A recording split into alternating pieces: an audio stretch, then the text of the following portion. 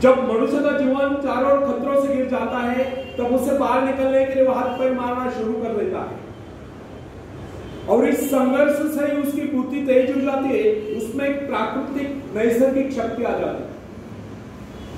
Friends, अपने जरूरतों की पूर्ति के लिए संघर्ष करना हम सभी का कर्तव्य है।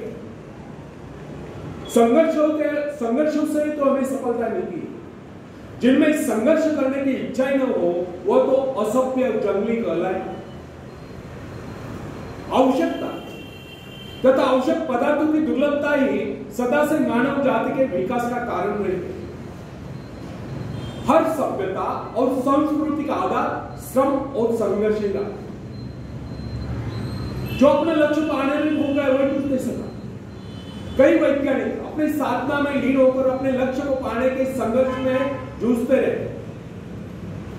उनके परिवार जन अभावग्रस्त होकर भूखे मर रहे, परंतु उन्होंने अपने उद्देश्य को प्राप्त करके चैन की सांस ली। जब उन्हें सफलताएं प्राप्त हुई तो लोगों को उनके आविष्कार की शोध बहुत बड़े आश्चर्य से प्रतीत। फ्रेंड्स, आवश्यकता ही आविष्कार की जर्नी, शोध की जर्नी है। यह जरूरत का ही कमाल है जिसने मानवीय सभ्यता को कहां से कहां पहुंचा दिया। अश्म युग से संगणक युग तक जरूरत ही लक्ष्य का निर्धारण करते, इसे पाने के लिए वैज्ञानिक तथा शोधकर्ता जी जान से जूझ जाते हैं। मनुष्य की गुप्त शक्ति का पता उस समय चलता है जब कोई जरूरत आकर उसके सामने खड़ी होती है, उसकी पूर्ति के लिए संघर्ष करता है। मनुष्य की यह गुप्त शक्ति आपातकाल में प्रकट होती है। इसका सीधा अर्थ यह हुआ, यदि मनुष्य को किसी वस्तु की आवश्यकता ही न हो तो उसके आंतरिक शक्ति का अंत हो जाएगा। बाहरी सहायता लेने से भी इस आंतरिक शक्ति को बाहर निकलने का अवसर नहीं था। जो काम इस शक्ति द्वारा लिया जाने वाला था, वही काम हम दूसरों की सहायता लेकर झटपट कर डालते हैं और पंगु तथा शक्तिहीन बने रहते हैं। इसलिए फ्रेंड्स, एक बात हमें कदापि नहीं भूलनी चाहिए कि अपने मित्रों की सहायता लेने की बजाय या दूसरों की सहायता लेने के बजाय अपने आंतरिक शक्तियों की सहायता लेना हमारे लिए अधिक उचित था। क्योंकि आत्मनिर्भरता एक ऐसी शक्ति है जो मित्रता यानी कि मित्रों से सहायता, प्रभाव, दूसरों का प्रभाव, धन संपत्ति, दाम करी काम, पैसे से लेवा काम, ऊंचा वंश यानी कि ऊंचे खानदान में जन्मों को आयु व्यक्ति का सहारा लेना या बाहरी किसी भी प्रकार की सहायता, इन सबकी सामूहिक शक्ति से ही शक्तिशाली होती है। इन शॉर्ट, आत्मनिर्भरता एक ऐसी शक्ति है जो मित्रता, प्रभाव, धन संपत्ति, ऊंचा वंश या बाहरी किसी भी प्रकार की सहायता, इन सब की सामूहिक शक्ति से ही शक्तिशाली होती है। आत्मनिर्भरता की सहायता लेकर मनुष्य भीषण से भीषण बाधाओं को भी पार कर जाता है, भयंकर कठिनाइयों पर भी विजय प्राप्त करता है, बड़े से बड़े आविष्कार यानी कि शोध करने में भी सफल हो जाता है। इंसानी गुणों में सबसे अधिक शक्ति आत्मनिर्भरता की है।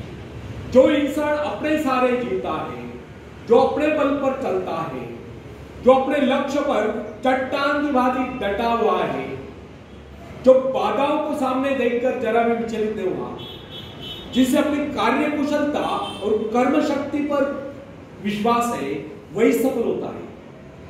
सत्य, पवित्रता और सुंदरता पर प्यार करना मनुष्य का स्वभाव है।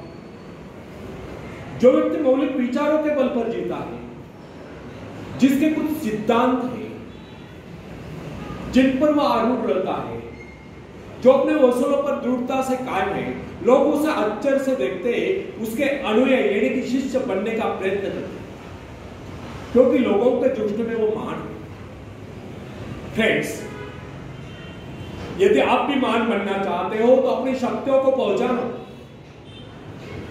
ईश्वर ने जो शक्ति आपको प्रदान की है वो आपके भीतर छुपी हुई, उसे जगाकर बाहर लाओ। यदि आप उसे जगाने में सफल हो गए तो सफलताएं आपके कदमों तले होगी और आप कामयाबी के शिखर पर होंगे। आखिरी में हरिवंश राय बच्चन जी की कविता मैं पेश करता हूं, आप भी मुझे साथ देंगे। लहरों से डरकर नौका पार नहीं होती, कोशिश करने वालों की कभी हार नहीं होती, कोशिश करने वालों की कभी हार नहीं होती। नन्ही चींटी जब दाना लेकर चलती है, चढ़ती दीवारों पर 100 बार फिसलती है। नन्ही चींटी जब दाना लेकर चलती है, चढ़ती दीवारों पर 100 बार फिसलती है। मन का विश्वास रगों में सांस भरता है, चढ़कर गिरना गिरकर चढ़ना न करता है। आखिर उसकी मेहनत बेकार नहीं होती, कोशिश करने वालों की कभी हार नहीं होती, कोशिश करने वालों की कभी हार नहीं होती। डुबकिया सिंधु में गोताखोर लगाता है, सिंधु में भी समंदर में। डुबकिया सिंधु में गोताखोर लगाता है, जा जाकर खाली हाथ लौट कर आता है। मिलते नहीं सची मोती गहरे पानी में, मिलते नहीं सची मोती गहरे पानी में। मुट्ठी उसकी खाली हर बार नहीं होती, कोशिश करने वालों की कभी हार नहीं होती, कोशिश करने वालों की कभी हार नहीं होती। और आखिरी पर आप सबके लिए बहुत इंपॉर्टेंट है, असफलता एक चुनौती, इसे स्वीकार करो। असफलता एक चुनौती है, इसे स्वीकार करो। क्या कमी रह गई देखो और सुधार करो। जब तक न सफल हो निंद चैन को त्यागो तुम, संघर्ष का मैदान छोड़कर मत भागो तुम। कुछ के बगैर ही जय जयकार नहीं होती, कोशिश करने वालों की कभी हार नहीं होती, कोशिश करने वालों की कभी हार नहीं होती। धन्यवाद।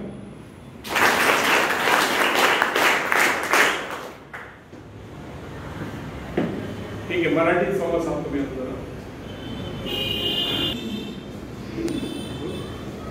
तिच्याकडे तर विवेकानंद एक स्लोगन सांगतो युवकांसाठी, अराइज अवेक आणि stop not till the goal is reach. उठा, जागे व्हा आणि तोपर्यंत थांबू नका जोपर्यंत तुम्ही तुमचं ध्येय गाठत नाही. अथक परिश्रम करा, मेहनत करा आणि आपलं लक्ष्य हासिल करा.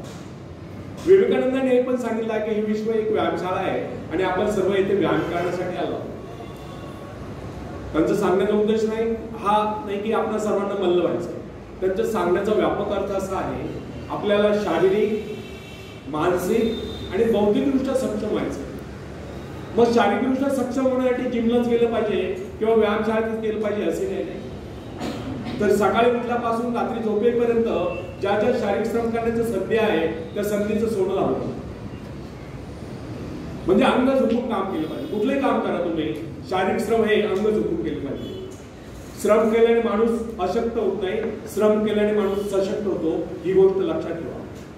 एकतर आपल्या महाराष्ट्राचं नाव बदनाम झालं आहे की मराठी माणूस काम चुकार आहे, मराठी माणूस काम करताना अंग चोरतो, मराठी माणूस काम करताना पाट्या टाकायचं काम करतो, म्हणजे सांगेल तेवढंच काम करतो, त्यापेक्षा जास्त काम करत नाही. आणि हा जर कलंक खोडायचा असेल तर आपण सर्वांनी अंग झोपून काम करायची सवय लावली पाहिजे. आजकाल घरामध्ये एकुलता एक मुलगा असतो किंवा एकुलता एक मुलगी असते, खूप लाडत वारलेले असतात, त्यांना काम करण्याची सवय नसते किंवा लाज वाटते. तर त्यांच्यासाठी सुद्धा सांगतो, तुम्हाला काही काम करायची लाज वाटत असेल तर नका करू. परंतु कोविड सारख्या महामारीपासून जर तुम्हाला स्वतःचा बचाव करायचा असेल तर तुम्हाला शारीरिकदृष्ट्या सक्षम व्हावंच लागेल. त्यासाठी तुम्हाला लवकर उठावं लागेल. योगासने, प्राणायाम, सायकलिंग, स्विमिंग, जॉगिंग जे काही करता येईल ते केलं पाहिजे. म्हणजे दिवसातून एकदा तरी शरीरातून घाम गळेल एवढे शारीरिक श्रम आपल्या प्रत्येकाचे झाले पाहिजे आणि रोज रोज झाले पाहिजे. त्यातून आपल्या शारीरिक क्षमता विकसित होईल. आलं लक्षात? आणि जे काही काम असेल आपलं कुठल्याही क्षेत्रातलं काम असेल ते काम अंग झोपून करायची सवय लावा. त्यातून तुम्ही यशाच्या शिखरावर पोहोचा. तर या पद्धतीने आपल्या शारीरिकदृष्ट्या सक्षम व्हायचं आहे. मानसिकदृष्ट्या सक्षम होण्यासाठी आपल्या मनावरती, आपल्या इंद्रियांवरती आणि सर्वात महत्वाचं आपल्या विकारांवरती ताबा असला पाहिजे. संयमाने आणि विवेकाने आपण आपल्या भावनांवरती नियंत्रण ठेवलं पाहिजे. विकार कोणते थोडक्यात सांगतो. काम, कामना, इच्छा, क्रोध, लोभ, मोह, मत्सर, द्वेष, आळस, नैराश्य, उदासी यांना मनातून हद्दपार करा. नेहमी आनंदी राहा, उत्साही राहा, कार्यतत्पर राहा, स्वतःला चांगल्या विचारांमध्ये व्यस्त ठेवा, चांगल्या कामामध्ये व्यस्त ठेवा. जे काम विधायक असेल, विघातक नको. विधायक कामाचा अर्थ काय की ज्या कामातून आपल्या बरोबर इतरांचा सुद्धा म्हणजे फायदा होईल असं काम, त्याला विधायक कार्य म्हणतात. आणि विघातक कार्य असं आहे की ज्यातून फक्त आपला स्वार्थ साधला जातो आणि इतरांचं नुकसान होतं, अशा प्रकारचं कार्य करू नका. आणि नेहमी चांगले विचार आत्मसात करा, नेहमी सद्विचार मनामध्ये. त्यासाठी चांगले पुस्तकं वाचा, चांगल्या विचारांची पुस्तकं वाचा आणि त्यातून ते विचार फक्त आचरणात वाचण्यासाठी नसतात तर आचरणात आणण्यासाठी असतात. आपण बघतो अनेक शाळा कॉलेजमध्ये सुविचार लिहिलेले असतात. ते सुविचार एकासाठी असतात, आचरणात आणण्यासाठी असतात, फक्त वाचण्यासाठी नसतात. म्हणजे नजरेसमोर असं आहे की आपल्या मनामध्ये त्याबद्दल विचार चालू होतो, वाचलं गेलं ते वाक्य एकदा की ते मनामध्ये विचार सुरू होतो. तर हे सुविचार हे आचरणात आणण्यासाठी असतात. त्यामुळे नेहमी चांगले विचार, सुविचार, चांगले विचार आत्मसात करा, त्यातून तुमचं चारित्र्य संपन्न होईल. आणि स्वतःला व्यस्त ठेवा, बिझी ठेवा. रिकामं मन सैतानाचं घर असतं. रिकामा वेळ जात नसतो. म्हणजे मुलींच्या बाबतीत जाऊ पण मुलांच्या बाबतीत मी निरीक्षण करतो की रिकामं मन सैतानाचं घर असतं. मनामध्ये वेगवेगळे विचार येतात आणि ते व्यसनाधीन होतात किंवा इतर उद्योग ते करतात. ती व्यसनाधीनता कशामुळे होते? ते रिकाम्या मनामुळे. आपण जर स्वतःला नेहमी चांगल्या विचारांना आत्मसात केलं आणि कुठल्या तरी कामामध्ये व्यस्त ठेवलं तर रिकामं राहतच नाही आपलं मन आणि त्यातून आपला स्वतःचा, कुटुंबाचा, समाजाचा आणि देशाचा विकास होतो. या दृष्टीने आपण प्रयत्न करायचे आहे. आणि ईश्वराने आपल्या सर्वांना उदंड आयुष्य दिलेलं आहे. या पूर्ण आयुष्याचा फक्त एकच क्षण आपल्या हातात आहे. कोणतं सांगता येईल?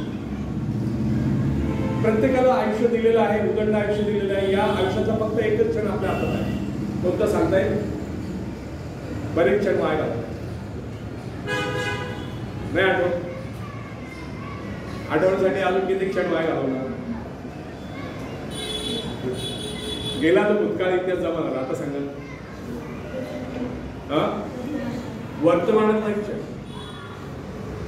Present moment is the most important moment in our life. आपण फक्त वर्तमानाला एक क्षणच आपल्या हातात असतो, काय करायचंय त्याचा. तर हा वर्तमानाचा प्रत्येक क्षण तुम्ही कसा जगता, कसा विचार करतात, त्याला कसं कृतीत आणतात, त्यावर तुमचा भविष्य अवलंबून आहे. त्यामुळे नेहमी चांगले विचार वर्तमानामध्ये राहा, चांगले विचार आत्मसात करा आणि त्या विचारांना कृतीत आणा. त्यातून तुमचा भविष्यकाळ उज्ज्वल होईल. आणि तिसरी गोष्ट, आपल्याला भौतिकदृष्ट्या सक्षम होण्यासाठीच आपण बालपणापासून अभ्यास करतात, शिक्षण घेतात. हे शिक्षण घेत असताना ज्यावेळेस शिक्षक आपल्याला शिकवतात त्यावेळेस विवेकानंदांनी सांगितल्याप्रमाणे आपल्या मनामध्ये एका वेळेस एकच विचार चालू असला पाहिजे. शिक्षक काय शिकवताय ते समजून घेतलं गेलं पाहिजे, व्हिज्युअलायझेशन झालं पाहिजे, तसे चित्र मनामध्ये उपसलं पाहिजे. तुम्ही जे पुस्तक वाचतात त्यावेळेस ते पुस्तक वाचत असताना त्या वाक्य जे वाचतात त्या वाक्याचा अर्थ आपल्या मनामध्ये शिरला पाहिजे. त्या वाक्याच्या अर्थाप्रमाणे आपल्या मनामध्ये चित्र उभं असलं पाहिजे. अशा पद्धतीने जर तुम्ही एकाग्रतेने अभ्यास कराल, वाचन कराल किंवा शिकवताना लक्ष द्या तर निश्चितच तुम्ही यशस्वी व्हाल.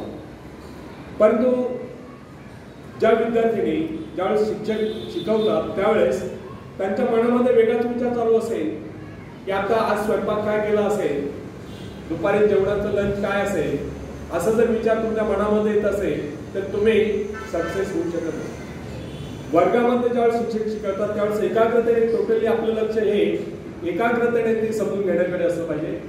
आणि ज्यावेळेस लंच टाइम होईल त्यावेळेस लंच विषयी तुमच्या मनामध्ये विचार निर्माण झाला पाहिजे. तर अशा पद्धतीने किंवा खेळाच्या मैदानात जेव्हा जाल तेव्हा खेळावरती कॉन्सन्ट्रेशन करा. एका वेळेस मनामध्ये एकच विचार ठेवत चला, त्यातून तुम्ही यशस्वी व्हा. अशा पद्धतीने आपल्याला शारीरिक, मानसिक आणि बौद्धिकदृष्ट्या सक्षम व्हायचं आहे. जेव्हा भारतातील प्रत्येक युवक युवती ही शारीरिक, मानसिक आणि बौद्धिकदृष्ट्या सक्षम होतील तेव्हाच खऱ्या अर्थाने विवेकानंदांचे जे युवकांबद्दलचे स्वप्न आहे ते पूर्ण होतील आणि तेव्हाच भारत हा आत्मनिर्भर बनू शकेल. आत्मनिर्भर हा टॉपिक मी तुम्हाला समजून सांगितलं, कदाचित इंग्लिश मध्ये समजलं सर्वांना? समजलं ना? काही अडचण आहे, काही शब्द कठीण वाटलं का नाही? नाही ना? माझी बॉडी लँग्वेज सांगत होते, तुम्हाला काही कदाचित शब्द समजत नसतील, पण तुमच्या हावभावावरून तुम्हाला ते पूर्ण समजले असेल. तर आत्मनिर्भर स्वतः बना आणि त्यातूनच आपण आत्मनिर्भर भारत बनवू शकू अशी आशा व्यक्त करतो. आणि या ठिकाणी मला बोलण्याची संधी उपलब्ध करून दिल्याबद्दल सर्वांचे मी शिक्षकांचे आणि बर्वे सरांचे पुन्हा एकदा आभार मानतो. धन्यवाद.